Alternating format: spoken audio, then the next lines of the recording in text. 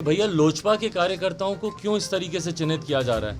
क्यों इस सरकार में पासवानों को चुन चुनकर उनकी हत्या की जा रही है? जो समर्थक हैं लोक जनशक्ति पार्टी के, जिस तरीके से उनको चिन्हित कर उनकी हत्या की जा रही है। एलजेपी के राष्ट्रीय अध्यक्ष चिराग पासवान इन दिनों पटना में हैं और नीतीश कुमार पर खूब हमलावर हैं। कल ही पटना पहुंचते ही उन्होंने नीतीश कुमार के ऊपर कड़ा प्रहार किया था। उन्होंने कहा था कि उनके 15 साल के शासनकाल में बिहारी शब्द एक गाली बनकर रह गया है और आज फिर से उन्होंने नीतीश सरकार को लपेटा है। नमस्कार, मेरा नाम निशा ओझा है और आप DTW 24 न्यूज़ देख रहे हैं। एलजेपी के राष्ट्रीय अध्यक्ष चिराग पासवान ने आज नीतीश कुमार से सवाल पूछा है। आपको बता दें कि एलजेपी के नेता और कटिहार के मेयर हैं शिवराज पासवान, जिनकी अपराधियों ने गोली मारकर हत्या कर दी, जिसके बाद चिराग पासवान का गुस्सा फूटा और उन्होंने कहा कि आखिरकार बिहार में पासवानों की इतनी हत्या क्यों हो रही है, क्यों एलजेपी के नेताओं को चुन चुन कर मारा जा रहा है, इसका जवाब नीतीश कुमार को देना होगा। इसके साथ ही उन्होंने STET अभ्यर्थियों को भी बोलने का मौका दिया। आपको बता दें कि 2019 के STET अभ्यर्थी लगातार प्रदर्शन कर रहे हैं, सरकार से अपनी मांग कर रहे हैं, लेकिन उनकी मांगों को सुनने वाला कोई नहीं है। इसको लेकर आज STET के अभ्यर्थी चिराग पासवान से मिलने पहुंचे थे और इसी बीच चिराग पासवान ने STET अभ्यर्थियों की आवाज़ को भी बुलंद किया है। सुनिए क्या कुछ कह रहे हैं चिराग पासवान। आपकी गोली मारकर उनकी हत्या की गई। अभी कुछ दिनों पहले ही 17 जुलाई को मैं उनके यहाँ था, उनके घर पे एक कार्यक्रम था, उसमें मैं सम्मिलित हुआ था। जिस तरीके से बिहार में अपराध बेलगाम होता जा रहा है, ये चिंता का विषय हमारे मुख्यमंत्री, जो हमारे प्रदेश के गृह मंत्री हैं, उनके लिए भी ये चिंता का ये विषय होना चाहिए कि जिस तरीके से अपराधियों का मनोबल हमारे प्रदेश में दिन रात बढ़ता जा रहा है और इस तरीके से आपराधिक गतिविधियों को अंजाम दिया जा रहा है। और साथ ही में चिंता हमारे लिए इस बात की भी है कि भैया लोजपा के कार्यकर्ताओं को क्यों इस तरीके से चिन्हित किया जा रहा है? क्यों इस सरकार में पासवानों को चुन चुनकर उनकी हत्या की जा रही है? जो समर्थक हैं लोक जनशक्ति पार्टी के, जिस तरीके से उनको चिन्हित कर उनकी हत्या की जा रही है। मैं मांग करता हूँ मुख्यमंत्री नीतीश कुमार जी से कि जल्द से जल्द इस घटना की उस स्तरीय जाँच करवाएँ और जो भी दोषी हैं उसके साथ सख्त से सख्त कार्रवाई की जानी चाहिए। STET का आप लोग जानते हैं कि 2019 से मामला आज से नहीं अटका हुआ, 2019 अभी चल रहा है 2021। 19 में एक बार फॉर्म बढ़ाया, ऑफलाइन एग्जाम लगी, रद्द कर दी गई, फिर ऑनलाइन लिया गया, फिर भी एक बार रिजल्ट दिया गया। 12 मार्च को रिजल्ट आया, 12 विषयों को आप लोग देखते हैं कि 12 विषयों को रिजल्ट आया, 24,599 12 सब्जेक्ट का, और उसमें कहा गया कि आप लोग की नौकरी पक्की है।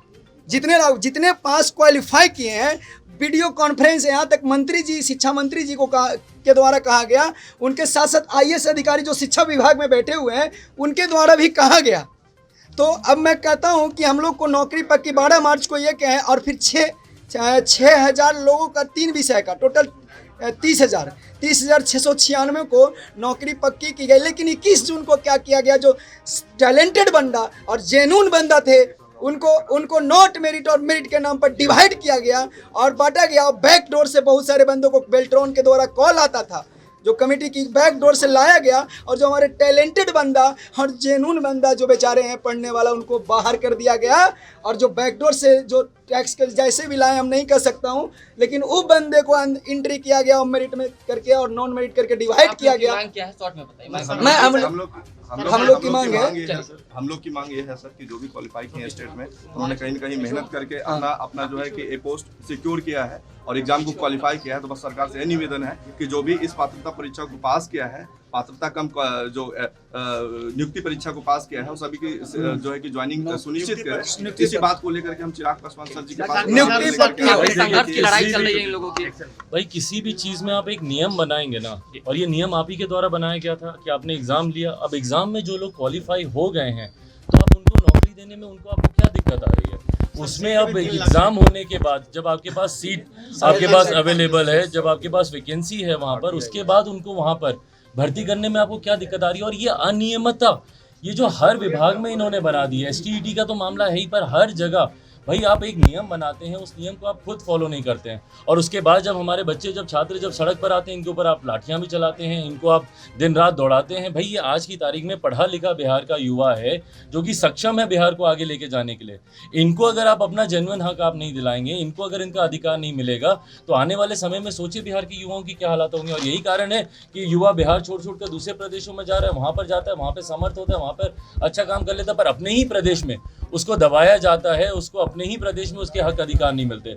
तो मैं भी राज्य सरकार, खासतौर पर मुख्यमंत्री नीतीश कुमार जी से मैं आग्रह करता हूं कि जो वैकेंसीज हैं STET के छात्रों को लेकर, जिस आधार पर आपने एग्जाम करवाए थे, जिस आधार पर इनके रिजल्ट आए थे और जिसके आधार पर इनको चुना गया था, चुने जाने के बाद क्या कारण बना कि भैया आपने इनको उसमें से कुछ लोगों को आपने छांटने का काम किया, वो आपने क्या आधार बनाया। मैं चाहता हूं कि जितने लोग इसमें क्वालिफाई हैं उनको जल्द से जल्द उनको नौकरी पे लगता है कि सीएम नीतीश कुमार बैकडोर को बढ़ावा दे रहे हैं। बिल्कुल, ये बैकडोर नहीं है, बैकडोर को बढ़ावा नहीं दे रहे। जो जीरो टॉलरेंस करप्शन के लिए जो मुख्यमंत्री बात करते हैं, ये करप्शन है, ये करप्शन है। बैकडोर से जिनको वो एंट्री दे रहे हैं, क्या लेन देन। चुनाव के वक्त से ही चिराग पासवान लगातार नीतीश कुमार पर हमलावर हैं और अब भी उनका हमला बंद नहीं हुआ है। वो लगातार नीतीश कुमार से सवाल कर रहे हैं।